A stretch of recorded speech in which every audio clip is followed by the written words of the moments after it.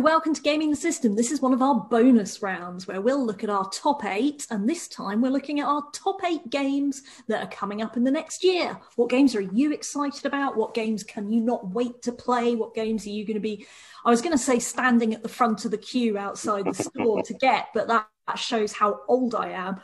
I remember pre-ordering a PlayStation 2 with Tony Hawk's 3, it must have been, so that I could play the new game on the new. That was just the best time, and you physically go to the shop. Anyway, you guys don't need to hear about that. Let's get back to the modern world and start with our top 8 games. I'm going to start with Matt this time. So I put a caveat on myself that it'd be games that are confirmed for 2021. So obviously, New God of War. We just don't know, and I'm okay. I'm happy to wait. I want it now, but I will have to wait. And then there's also Elden Ring and Dying Light 2, but they are not confirmed for 2021 yet. And there's been some more unfortunate abuse and harassment scandal around Dying Light 2, because why can't these brilliant artists just not abuse people? Then we can enjoy their brilliant art. But I digress. First one is Resident Evil 8 Village. I don't normally play horror games, but I played Alien Isolation, and I loved that. A really beautifully, perfectly crafted horror experience. I watched someone play through Resident Evil 7, and it's just a sumptuous experience to go through. And Resident Evil 8 has sort of captured my imagination. Have any of you seen the 9-foot-tall vampire lady? Yeah, I actually was mentioning her before you joined this call about how the men of the internet seem very excited by this tall lady. Oh, it's the lesbians of the internet as well. There's a Instagram page that I follow, which is very funny, which is lesbians obsessed with middle-aged actresses, because especially Kate Blanchett, she's got that. They said she's got that daddy energy. And so that's what they're all getting from this 9-foot-tall dominatrixy vampire woman. And so I'll cross-post something on the Gentleman Jack fan page that I'm part of as well. It's clearly the same demographic, yes. Yeah, a very, very thirsty demographic. So I think it looks fascinating and disgusting and terrifying. So I'm very excited. Yeah, no, you generally can't go wrong with a Resident Evil game. Very few bad ones out there. They've got a few average ones in the series, but they're generally pretty high quality. Jem, what game are you looking forward to? Well, yeah, I have spotted the Resident Evil game, and I'm quite keen to play that too. Actually, I'm going to have to go with one that isn't definitely confirmed here, because I am very excited to play Baldur's Gate 3. And it's in early access at the moment, and there's rumours that it might be in early access for a year, which means that it could come out at the end of this year, but they're perfectionists, so who knows, it might come out sometime in the next decade. But so I'm taking the phrasing literally, and I am looking forward to the idea that I will be playing this game later this year. I'm having to work very hard to not get the early access version, and I do hover over it a lot on Steam, a lot. And even now I'm thinking like, yeah, but I'd be helpful as a gamer. I've got gaming experience, so Baldur's Gate 3 is my first one. And of course, you have the same problem I do, which is that it's not just about stopping yourself buying Baldur's Gate, because if you bought it, you have to buy a second copy for your partner as well. So it's not just 50 quid, it's 100 quid. And yes, I'm in exactly the same place. Alex, what are you looking forward to? The first one I've got was a game that's coming out in May, but now it's slated for September 2021. So hopefully it will be then, and it's Deathloop, which I know is an unusual choice for me because I don't normally like first-person shooters, but this one just looks so cool that I can't not have a go.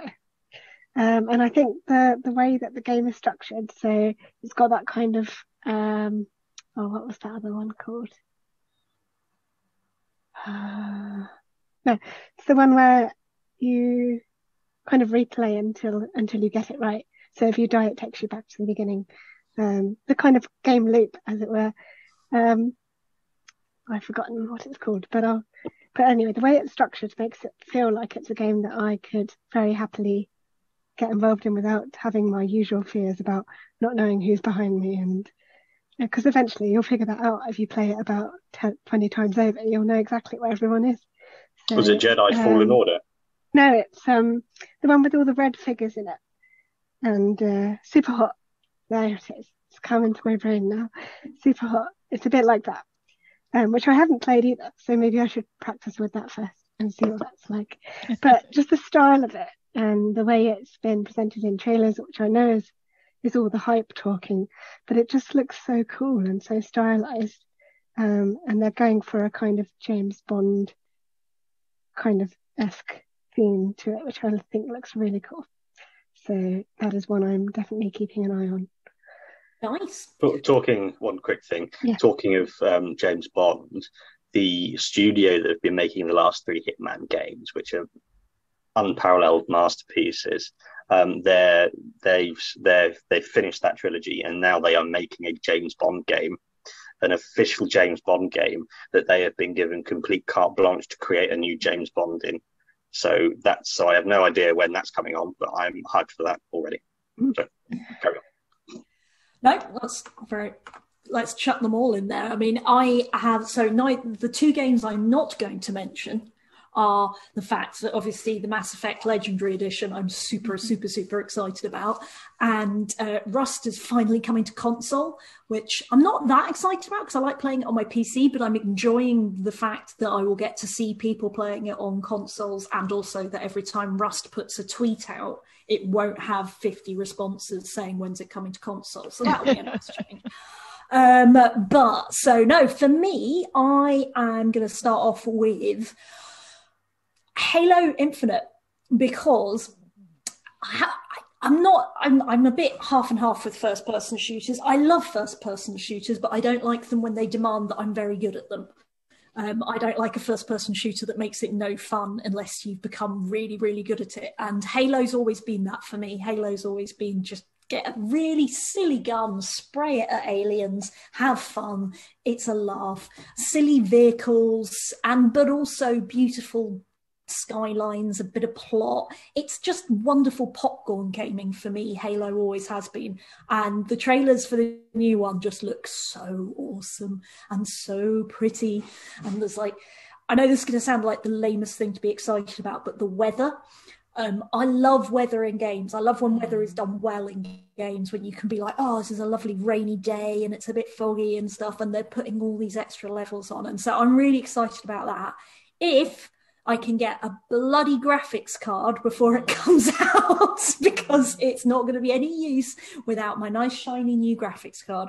And it wouldn't be a Gaming the System podcast if I didn't moan about the fact that I still can't get a GeForce 3070 thingy-joggedy, etc.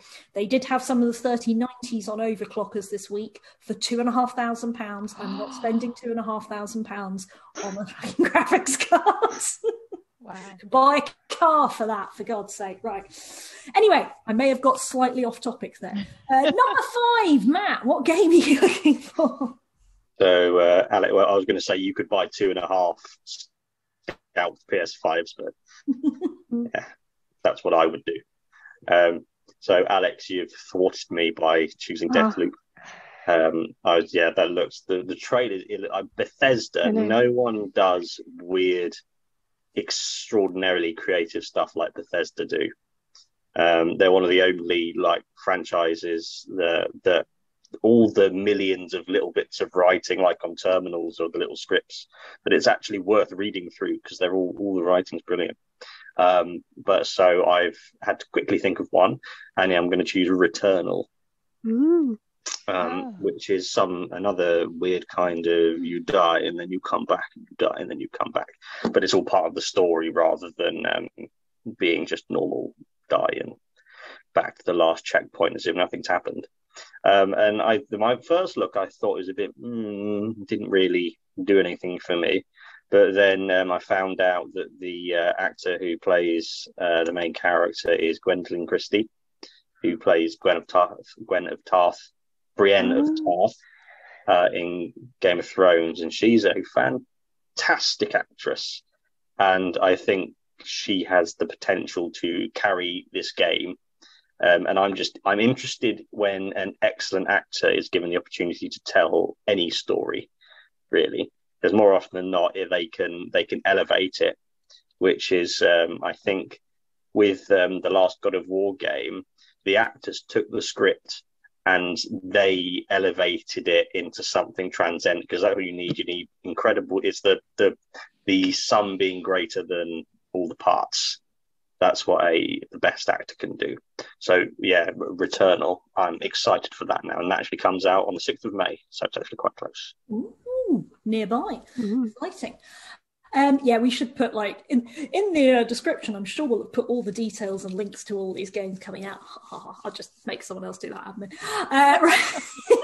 I'm not joking. I'm not mean. Right, Jen, what's going at number 6? Okay, so I'm cheating a bit here because I'm very old and a mum and work and I'm an activist and a very active activist for the Women's Equality Party. So because of all of those things, gaming is something that I get very little time to do. And so it's something that has taken a back seat for me over many years, really. And doing this podcast has really inspired me and enthused me and got me into gaming, and I'm seeing it more as as research and as a positive thing to do, so I've got more justification for it. But also I think the things that we've talked about on our podcast has just been really, really good, and reminded me of the reasons why gaming is a force for good and we should all get involved with it. So I've started gaming a lot more, and so for me there's huge amounts of games that I have missed over the last few years that I'm now picking up, and Hellblade, the first one, is one of those which I picked up a few weeks ago, and it's heavy and stressful, actually, because there are voices constantly talking to you, and well, I hope they're in the game,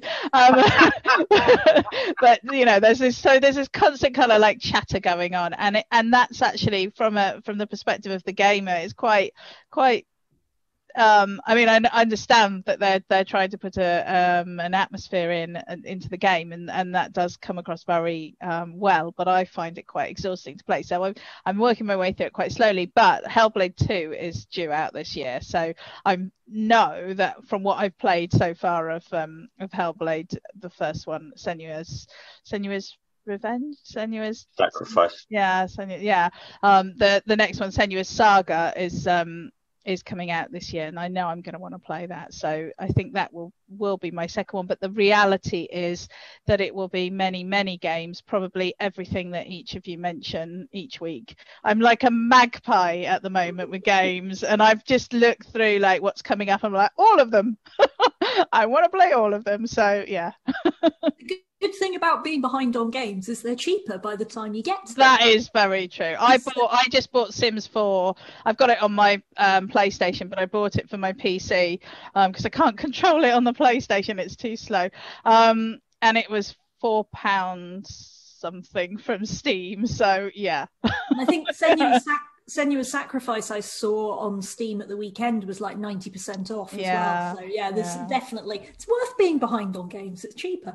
But that's not what we're talking about now. We're talking good one, Caroline.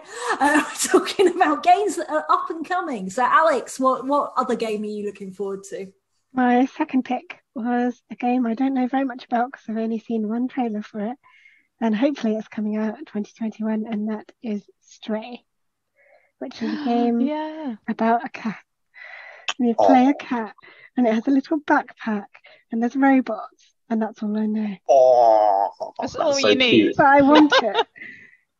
No, that was already on my radar. That was actually nearly on my list. I'm completely with you. What else does one need to know? There's a cat, robots. It's great. Yeah.